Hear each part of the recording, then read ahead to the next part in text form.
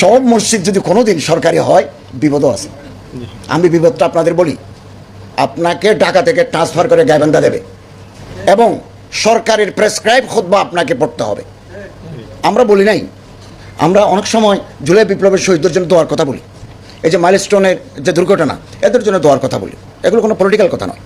আর আমরা Islamic foundation থেকে খুতবার আগে একটা বই বের করেছি, এখানে হচ্ছে যে একেবারে জনবান্ধব পরিবেশ দূষণ, জীববৈচিত্র্য সংরক্ষণ, যৌতুক প্রথা, মানুষের উপর জুলুম, পরের হক নষ্ট করা, এ জাতীয় পয়েন্টগুলো রেখেছি।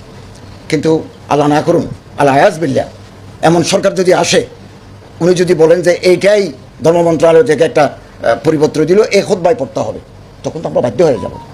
এবং অনেক সময় সরকারের বিরুদ্ধে হক কথা বলতে হয়, কলিমাতে হকিন ইনদা সুলতানিন জায়ের আফজলুল জিহাদ, এই হক ওলামায়ে কেরাম আমরা পালন করে আসছেন মসজিদের মেম্বর থেকে।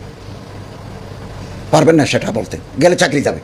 অতএব একটু দাবি দাও সীমিত আকারে, 100% আপনার সরকারি হতে যাবেন না, কোনোদিন বেকারে পড়ে যাবেন।